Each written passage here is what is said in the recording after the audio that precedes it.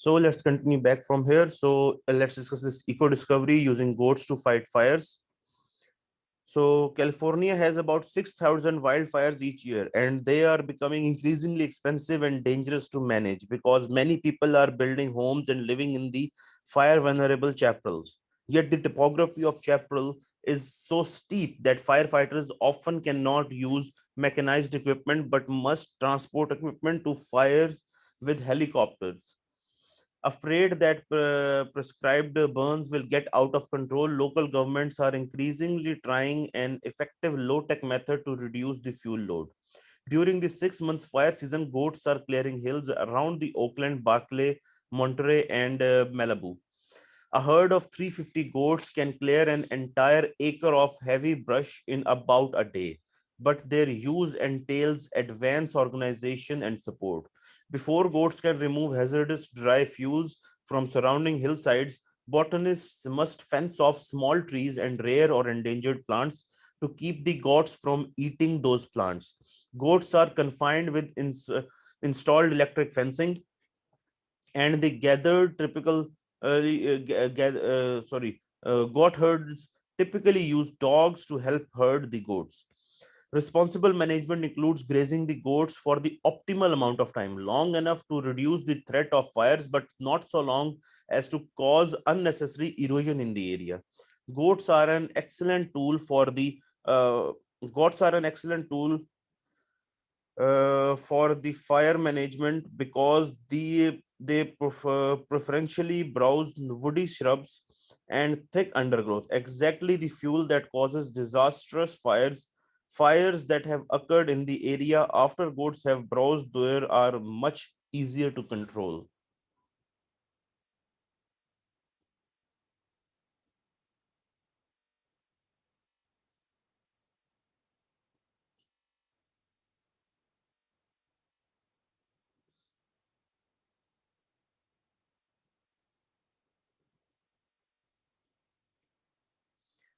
सो ये जो union goes to fight fires है, ये मैं आपको उर्दू में एक्सप्लेन कर देता हूँ। तो कैलिफोर्निया का एरिया जो है, यहाँ पर अक्सर बहुत ज्यादा फायर्स लगती हैं, usually 6,000 wild Fyers in summer season जो भी चल रहा है इस वक्त इसके अंदर।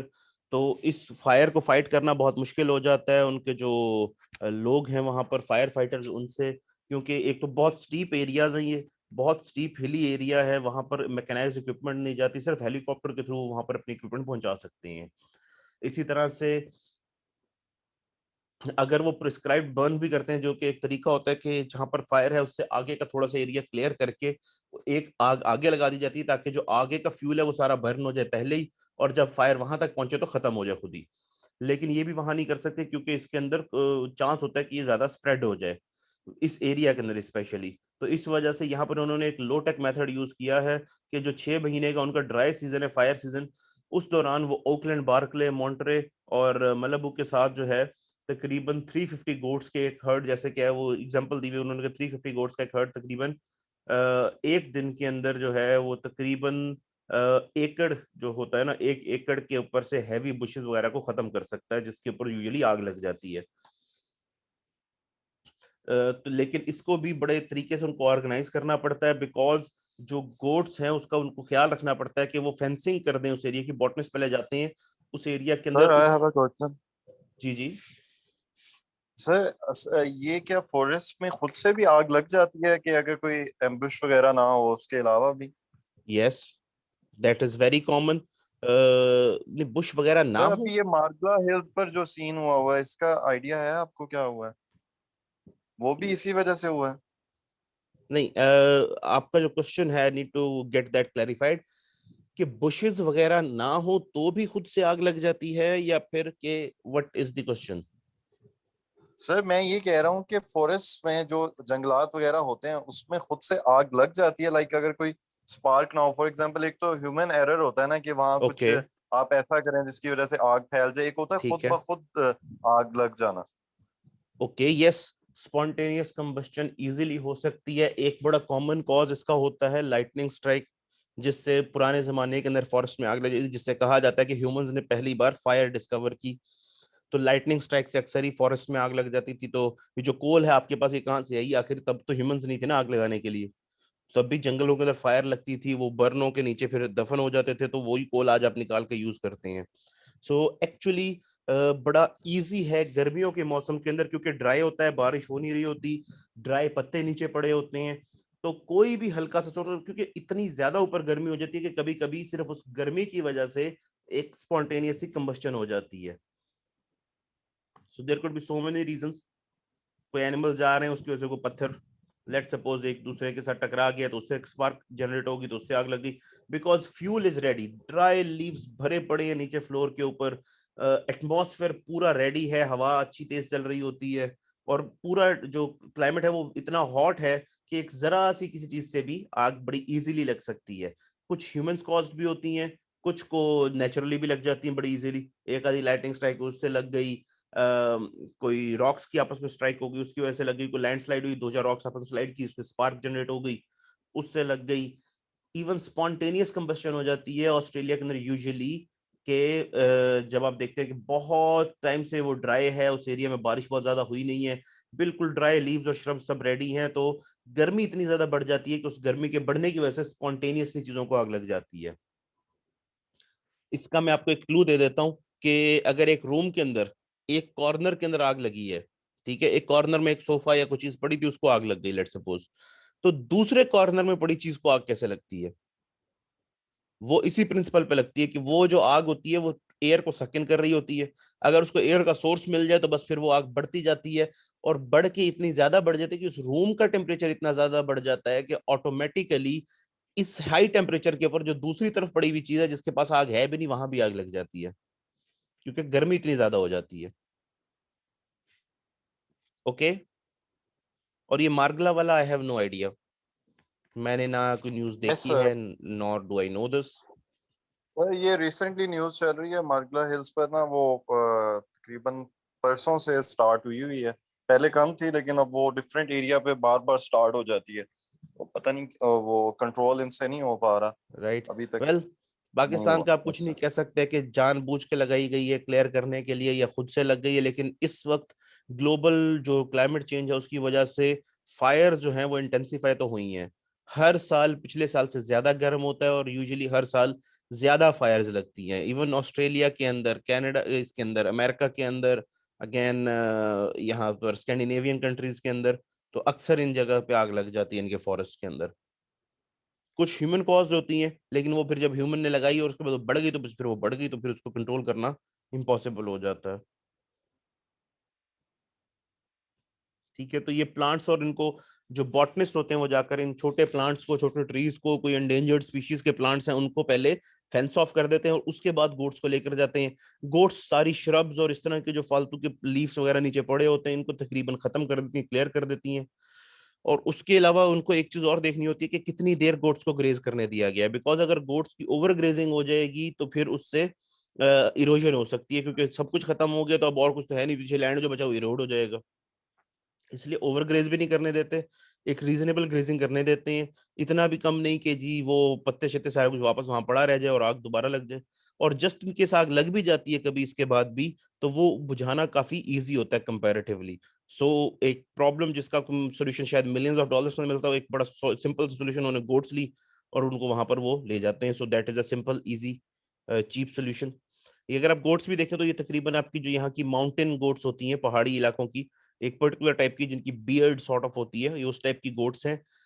इन गोट्स को अक्सर आप देखेंगे कि आपके पास ये अक्सर लोग जो गोट्स का शो दिखा रहे होते हैं कि वो एक स्मॉल वुडन ब्लॉक के ऊपर चढ़ जाती है चारों पैर रख के। सो बेसिकली वो गोट की खासियत है, वो वाली गोट पर्टिकुलर माउंटेन रेंजेस के अंदर रहती है।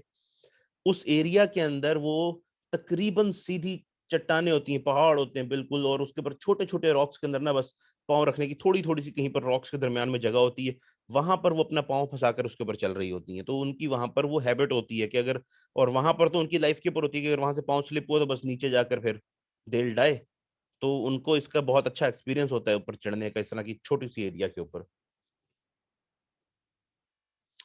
Moving on to deserts. So a desert is a biome in which the lack of precipitation limits plant growth. Deserts are found in both temperate and tropical regions. तो temperate और tropical regions दोनों के अंदर desserts होते हैं। और again desert जो होता है, अगर आप यहाँ देखें तो इसके अंदर टेम्परेचर जीरो से भी नीचे चला जाता है। और फिर जब ऊपर जाता है तो काफी ऊपर भी चला जाता है, और डेजर्ट अक्सर रात को ठंडा हो जाता है और दिन में तकरीबन गर्म होता है। तो इट इज नॉट हीट या temperature that defines the desert, it is the lack of water और the lack of moisture that defines the desert. अगर आप ये देखें तो यहाँ बारिश बहुत कम होती है, प्रेसिपिटेशन बहुत कम है, इसीलिए डेजर्ट हमेशा लैक ऑफ वाटर से डिफाइन किया जाता है। सो you can C in figure 6.10 desert, this desert landscape includes tough leaved yuccas and spine covered prickly pear cacti. Desert inhabitants are strikingly adapted to the demands of their environment. Photographed near the Sedona, Arizona, और ये जो आपको temperature का graph दिया गया है ये Reno निवाडा का है। Moving on to a savanna. A savanna is a tropical grassland with widely scattered trees or clumps of trees. ठीक है ना, तो यहाँ scattered trees हो सकते हैं या clumps भी हो सकते हैं trees के। So you can see it over here, savanna in figure 6.11. Tropical grasslands such as this one with widely scattered acacia trees support large herds of grazing animals and their predators. Photographed in Kilimanjaro National Park, Tanzania, with mountain Kilimanjaro in the background. You can see the Mount Kilimanjaro in the background.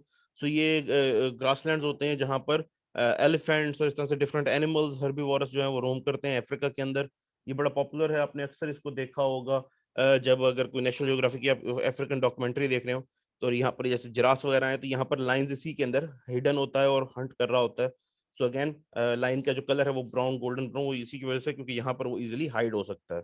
Again अगर आप इसका ये map देखें यहाँ पर temperature का जो कि लूसाका जाम्बिया का है, तो यहाँ पर टेम्परेचर अच्छा खासा हाई रहता है, लेकिन कुछ सीजन्स के अंदर यूजुअली बारिश ज्यादा होती है कंपैरेटिवली, तो इस वजह से यहाँ पर सवानाज होते हैं। Moving on to a tropical rainforest. So a tropical rainforest is a lush species-rich forest biome that occurs where the climate is warm and moist throughout the year. तो climate warm भी है और moist भी है throughout the year. ठीक है, moist से मतलब कि वहां पर बारिश होती रहती है अक्सर ही throughout the year. So if you see, this is a tropical rainforest, figure 6.12. A view of tropical rainforest vegetation in El Yucunon National Forest, Puerto Rico. Except at river banks, tropical rainforests have a closed canopy that admits little light to the rainforest floor. Climate graph shows more monthly temperature and precipitation in Bilam, Brazil. ठीक है, सो ये Puerto Rico का अगर आप एक forest देखें तो ये जितने भी रेन फॉरेस्ट होते हैं ट्रॉपिकल, इनके अंदर इतनी थिक कैनोपी ऊपर होती है, पत्ते इतने ऊपर ट्रीज के ऊपर, एक तो ट्रीज बहुत टॉल होते हैं और ऊपर इतने थिक पत्ते होते हैं कि नीचे लाइट पहुंचती नहीं है, सिवाय जब कभी रिवर आ जाए तो उस जगह के ऊपर लाइट आती है, अदरवाइज कहीं पर लाइट नहीं पहुंचती नीचे।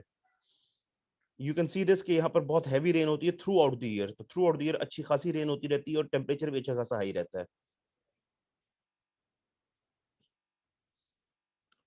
Moving on to the aquatic ecosystems, अब हम इसके अंदर फ्रेश वाटर इकोसिस्टम की तरफ अगर चलें तो fresh water ecosystem includes lakes, ponds, यहाँ पर जहाँ पर कोई स्टैंडिंग वाटर इकोसिस्टम है, या फिर रिवर्स या स्ट्रीम्स जहाँ पर फ्लोइंग वाटर इकोसिस्टम है, एंड मार्शेस एंड स्वैम्प्स यहाँ पर फ्रेश वाटर के वेटलैंड्स हैं। तो ये तीन टाइप के वहाँ पर सिस्टम्स हैं। Specific abiotic conditions and characteristics organisms distinguish each fresh water ecosystem.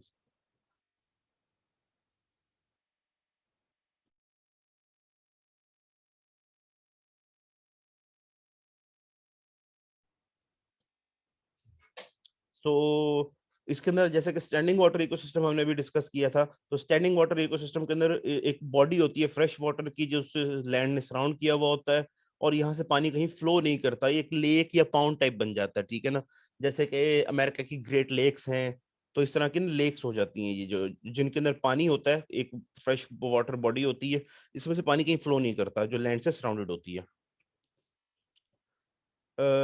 Okay, so standing water ecosystem is a body of fresh water surrounded by land and whose water does not flow like a lake or a pond. ये आपको यहाँ इसकी example मिल जाती है, zonation in a large lake. So you can see the zonation is Bear Lake in Rocky Mountains National Park, Colorado is not apparent to a visitor. तो lake जो होती है standing water ecosystem surrounded by land, the lateral zone is the shallow water area around the lake's edge, the limnatic zone is the open sunlit water away from the shore, and the profundal zone under the limnatic zone is below where light penetrates. So lakes बहुत बड़ी और अच्छी deep होती हैं, अच्छी खासी deep होती हैं। so इनके अंदर ये तीन जोन्स होते हैं, आप यहाँ देख सकते हैं, उन्होंने आपको क्रॉस सेक्शन बनाकर दिया हुआ है। जो शैलो वाटर होता है लेक का, वहां पर लेटरल जोन होता है कि बड़ा शैलो वाटर होगा, यहाँ पर ये एजेस के ऊपर आप देख सकते हैं दोनों तरफ, और उसके बाद जो मिडल का जो डीप वाटर है ये यहाँ से स्टार्ट होकर ये सारा का सारा जो एरिया है ये यहाँ तक, ये लिमेंटिक जोन है। और फिर एक प्रोफंडल जोन आता है जो कि एक सर्टेन लिमिट से नीचे जहां पर लाइट पेनिट्रेट नहीं कर सकती, ये जरा डार्क होता है।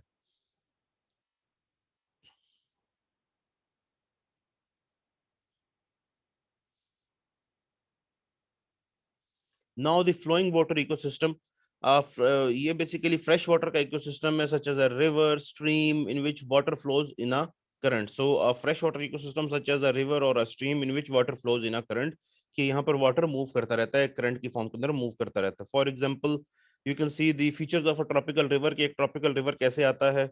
सो ये फिगर 6.13 के अंदर, सो river begins at the source, जहां पर उसकी सोर्स है, जहां से वो ग्लेशियर से पिघल के आ रहा है। अब ये देखें ना कि यहाँ से भी आ रहा हो सकता है, यहाँ से भी, ये दो तीन जगह से मूव करके भी आ रहा हो सकता है, और हो सकता है यहाँ सिंगल सोर्स हो, वो यहाँ से जाके डिवाइड होती है और दोनों सोर्स से आ जाती है आगे, ठीक है। So begins at the source often high in the mountains and fed by melting snow और ग्लेशियर। इसके बाद ये हेड वाटर स्ट्रीम्स के अंदर चला जाता है, डिफरेंट हेड वाटर स्ट्रीम्स के थ्रू ये डिफरेंट एरियाज के अंदर मूव कर जाता है।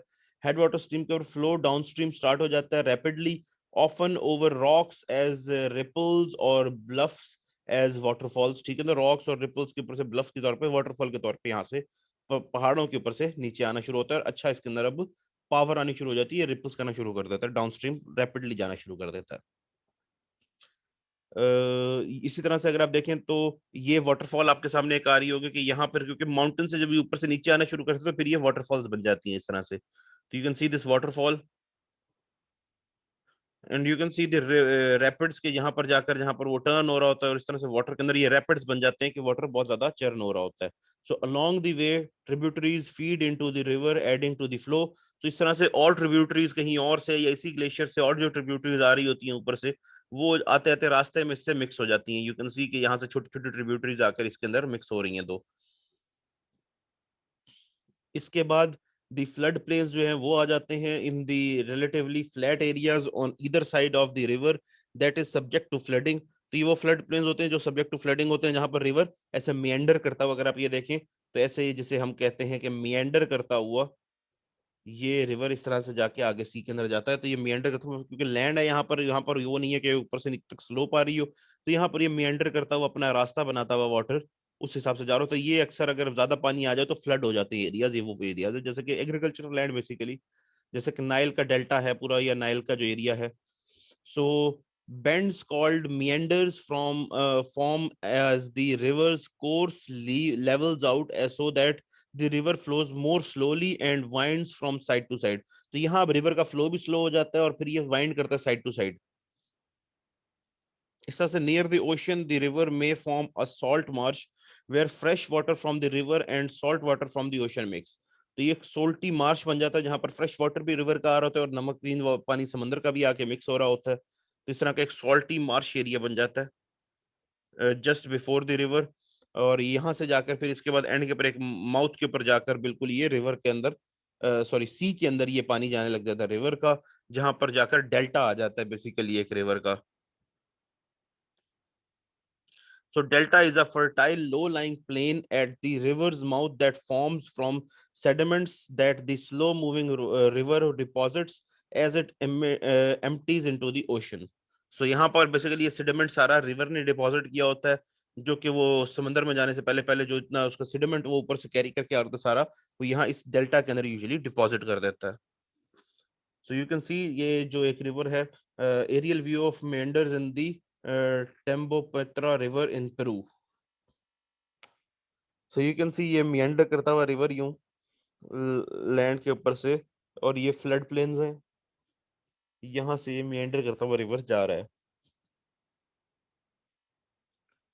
और फिर fresh water wetlands, land that shallow fish fresh water covers for at least part of the year. यहाँ पर मतलब कि साल का कुछ अरसा ये इस लैंड के ऊपर फ्रेश वाटर रहता है। Wetlands have a characteristic soil and water tolerant vegetation, कि सॉइल और वाटर दोनों की टॉलरेंट वेजिटेशन होती है यहाँ पर। So for example fresh water swamp अगर आप ये देखें तो this is a fresh water swamp.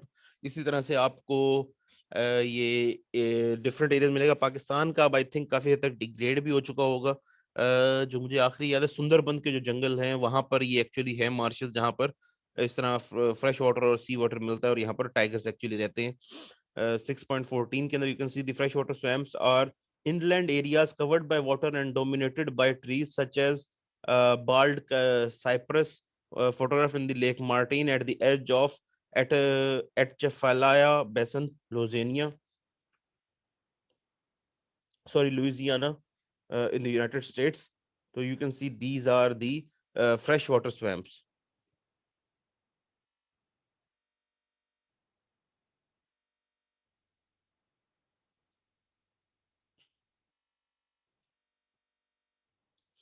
Okay, so in addition to providing unique wildlife habitats, wetlands serve other important environmental functions known as the ecosystem services. ठीक है, ecosystem services क्या है? The important environmental benefits such as clean air to breathe, clean water to drink and fertile soil in which to grow crops that the natural environment provides. तो ये natural environment ये सारी services जो provide करती है, तो इसको हम इकोसिस्टम सर्विसेज कहते हैं। When rivers flood their banks, wetlands are capable of holding or even absorbing the excess water, thereby helping to control flooding. The flood water then drains slowly back into the rivers, providing a steady flow of water throughout the year. तो wetlands बहुत सारी services देते हैं।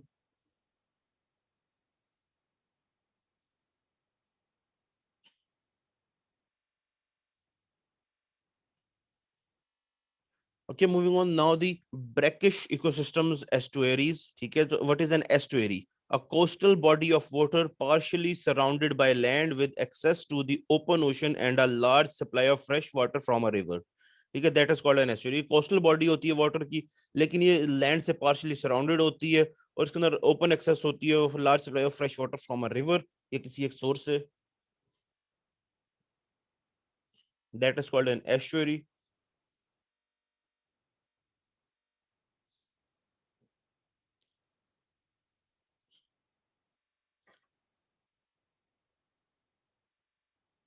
जो temperate एस्चुअरीज हैं, they usually feature salt marches, shallow wetlands in which salt tolerant grasses grow. ठीक है ना, अब salt marches perform many ecosystem services including providing biological habitats, trapping sediments and pollution, इसके अलावा supplying groundwater and buffering storms by absorbing their energy which prevents flood water elsewhere। ठीक है, इसी तरह से मैंग्रोव फॉरेस्ट आते हैं इनसे, इसी एरियाज के अंदर। से mangrove forest the tropical equivalent of salt marshes cover perhaps 70% of tropical coastlines। तो ये tropical coastlines को cover कर रहे थे mangrove forest।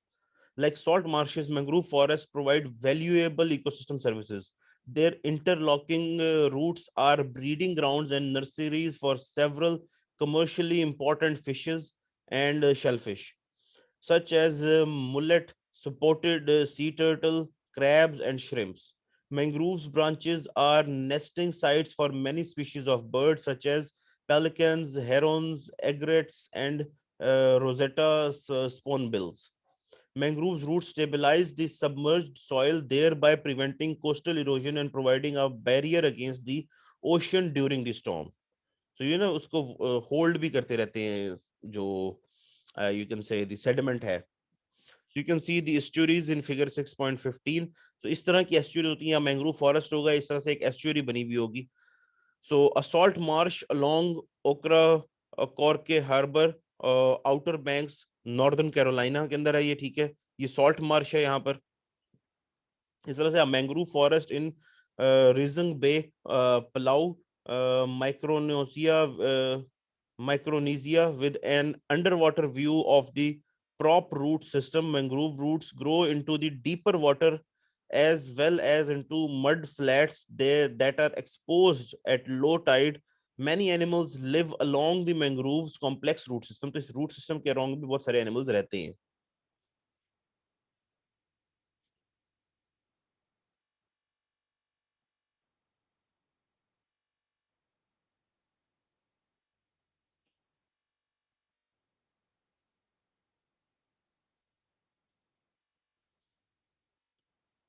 Okay, population response to changing conditions over time.